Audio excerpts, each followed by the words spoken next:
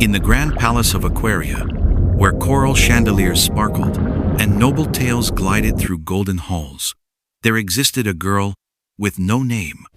They called her the Filth. Look at her, scrubbing away like a common bottom feeder.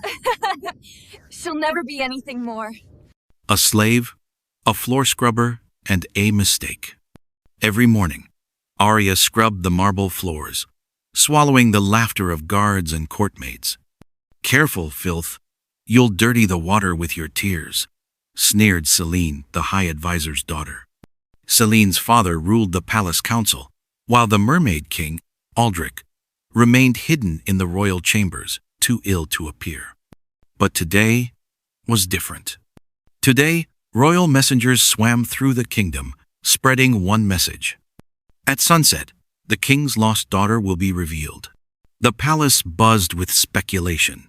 Selene smirked, basking in the rumors that she would be chosen. After all, she was perfect. Arya didn't dare hope. She had never known a family, never been called daughter. But Kale, an old palace guard, leaned close to her as she scrubbed the steps and whispered, "Sometimes crowns are hidden in the dirtiest corners." Arya didn't understand. But by sunset, those who spat at her would choke on their own arrogance, because bloodlines are not always visible. By midday, the palace halls became a stage. Selene led the courtmaids in what they called the mockery parade. They draped seaweed over Arya's head, forming a tangled crown. "Look, everyone," Selene announced. "The king's daughter has arrived dressed in the finest filth." Laughter echoed as Arya stood silently, gripping her scrub brush so tight her knuckles turned pale. Kale, watching from a distance, clenched his jaw, but his orders were clear. Don't interfere. Not yet. In the grand banquet hall, nobles gathered, placing bets on who would be crowned princess. "Selene is the obvious choice," one noble said. "Bloodlines matter." But in a forgotten corner of the palace archives, an old royal decree lay untouched, sealed with King Aldrich's personal crest. It spoke of a daughter born in secret, hidden to protect her from a curse that once haunted the royal bloodline. No one remembered the decree, except Kale. As the sun dipped lower, the palace prepared for the grand announcement. Selene stood tall, smug in her confidence. Arya, bruised and mocked, returned to her cleaning. As the palace bells rang, signaling the start of the royal revelation ceremony, Arya was ordered to remain in the servants' quarters. Selene, draped in shimmering pearls, paraded into the throne room, smiling at the nobles gathered. She was convinced tonight would cement her as Aquaria's future queen. Meanwhile, in the dim servants' quarters, Arya sat quietly until Kale appeared, holding a small velvet-wrapped object. "This was left for you, Arya," he said, placing it in her hands. Inside was a silver pendant, simple yet elegant. But when Arya's fingers touched it, the gem pulsed with warmth, illuminating ancient mermaid runes. "I'm just a slave," she whispered. Kale's eyes softened. "You're the only soul in this palace, not blinded by greed. That's what makes you worthy." Unbeknownst to them, the pendant's glow activated a hidden enchantment, sending a silent signal to the sealed archives. A magical ripple surged through the palace, unlocking the forgotten decree. Upstairs, the royal advisors read the old parchment, their faces draining of color. The king's daughter wasn't among the nobles. She had been scrubbing their floors all along. And as the hour of announcement neared, destiny tightened its grip. The grand throne room shimmered as nobles gathered, their tails fanning proudly as the royal fanfare echoed. At the center, Selene stood beneath a coral archway, her smile sharp as a dagger. High Advisor Theron, Selene's father, raised his voice. "Tonight, we restore Aquaria's legacy by revealing the king's only heir." Kale watched from the shadowed entry, his gaze fixed not on Selene, but the glowing pendant around Arya's neck as she stood hidden behind a pillar, clutching it nervously. Theron continued, "By the king's blessing I present to you." A sudden gust of enchanted water swept through the hall. The pendant's glow intensified. An ancient sigil, Aquaria's royal seal, materialized mid-air, hovering above the crowd. The nobles gasped. Whispers spread. "That's the king's mark." "But it's not on Selene." Advisor Theron's face went rigid. Selene's confident smirk wavered. From the shadows, Kale whispered to Arya, "You must step forward now." Arya's heart pounded. Every instinct screamed to run. She was a servant, invisible. But the pendant thrummed louder, as if calling the palace itself to attention. The room had been prepared for Selene's coronation. Every eye turned as Arya stepped from the shadows. Gasps filled the hall. "The slave girl? Is this a joke?" Selene's laugh was sharp, forced. How adorable. Filth thinking she can wear a crown. But the pendant floating above Arya's chest pulsed once more, sending waves of magic across the throne room. The golden sigil shifted, aligning perfectly with Arya's heart. An ancient voice echoed through the enchanted walls.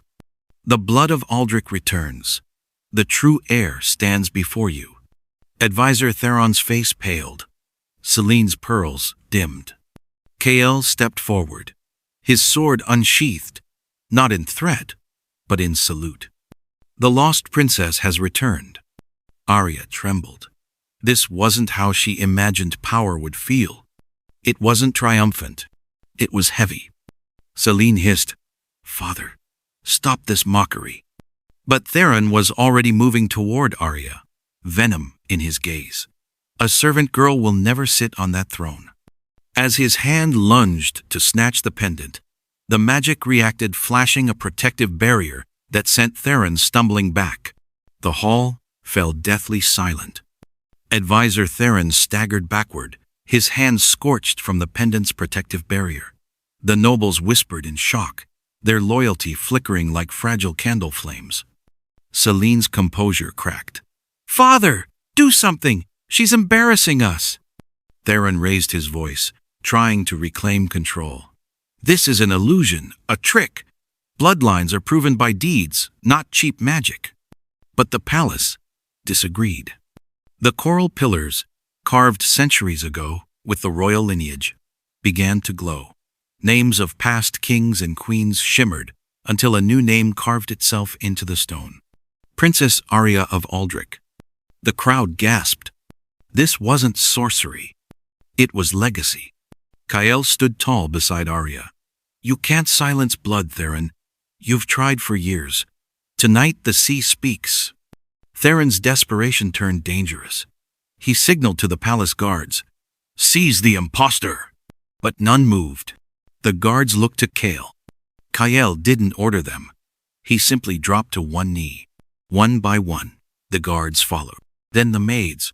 Then the nobles, who still had honor in their hearts. Only Selene and her father stood isolated, their power crumbling in silence. Arya, still trembling, realized she hadn't fought for the throne. The throne had fought for her. The throne room doors creaked open. Silence swept across the palace as King Aldrich, frail yet regal, was carried in on a pearl-carved chariot. He hadn't been seen in years. His once vibrant tail now shimmered faintly, but his eyes sharp, ancient, locked onto Arya. "Bring her to me," he commanded. Kael gently guided Arya forward. Her knees buckled under the weight of every stare, but Aldrich's hand reached out, trembling, yet sure. "She has her mother's heart," the king whispered, his voice barely audible. Advisor Theron's face turned to stone. "Your Majesty, surely you're not accepting this." Aldrich silenced him with a wave. "You think I didn't know how you erased my daughter from these halls?" The court gasped. Selene's face drained of color. "Father, what is he saying?" Aldrich's voice grew stronger. Theron hid Arya among the servants to ensure his own bloodline. Selene would take the crown. But blood cannot be silenced. He turned to Arya, placing the royal diadem in her hands. Tonight, Aquaria crowns not a perfect princess, but a rightful heir. Aria's heart pounded. Celine's fury boiled over. "This is absurd," she screeched, grabbing a ceremonial spear from a guard's hand. "I will never bow to a slave." The hall gasped. Even advisor Theron flinched. Celine had just shattered every rule of court decorum. Kael stepped forward protectively, but Arya raised her hand, stopping him. "No, Kael," she said, her voice calm but piercing. "Let her come." Celine lunged, her spear aimed at Arya's heart. But the pendant Arya wore glowed fiercely, casting a brilliant reflection into the air. Celine's movements froze as the magical reflection twisted into moving images, exposing every cruel deed she had committed. The room watched in horror as visions appeared. Celine humiliating servants, forging royal documents, whispering venomous lies to manipulate her father's rise. "No," Celine whispered, her grip on the spear trembling. The nobles murmured. The council, once loyal to Theron, took a step back. Advisor Theron's face collapsed into defeat. His schemes, carefully hidden for years, were now unraveling in front of everyone.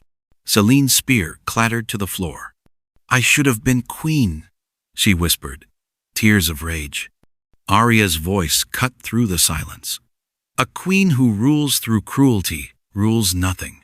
The throne room was suffocating in silence as Celine crumbled to her knees, her ambitions shattered. Advisor Theron, once the puppet master of Aquaria, was now powerless. Guards flanked him on either side, waiting for the king's command. But King Aldrich didn't order his execution. "Strip him of title. Let him live among those he once ruled." That's a heavier sentence. Theron's face drained. Silence would haunt him louder than any chains. All eyes then turned to Arya. The girl once scorned as filth now stood at the foot of the coral steps leading to the throne. Her heart raced not from fear, but from the crushing weight of what was coming. "I hid you to protect you," Aldrich said softly, "but I forgot. Real rulers are forged through trials, not protection." Arya slowly ascended the steps. Every insult, every slap, every cold stare she had endured felt like they were lifting from her with every stride upward. Kael was the first to kneel, then the guards, then the nobles. Even the maids who once mocked her now bowed their heads. As Aldrich placed the royal diadem upon her brow, the ocean shimmered with magic. Days turned into weeks. Yet the echoes of that night, the night a nameless slave girl became Queen Arya of Aquaria, still rippled through the kingdom's waters. But unlike rulers before her, Arya never moved into the royal chambers. Instead, she kept her modest room near the servant quarters. "The throne is not where a queen lives," she declared. "It's where she listens." On her first royal decree, Arya ordered the grand dining hall to be open to every citizen once a week. Nobles dined beside servants, and for the first time, status dissolved. She appointed Kael as her chief advisor, not because of his title, but because of his heart. His loyalty had never been for power, it had always been for truth. As for Celine and Theron, Arya chose a punishment more painful than exile. She stripped them of titles, forcing them to serve in the very halls they once ruled with cruelty. Humiliation wasn't the goal. Remembrance was. Legends would later speak of Queen Arya not as a ruler who sought revenge, but as a queen who never forgot where she came from. Because true royalty is not measured by crowns. It's measured by how you rise after being forced to kneel. The moral lesson of this story is that true royalty isn't defined by birthright, but by humility, kindness, and how you treat others when you finally rise.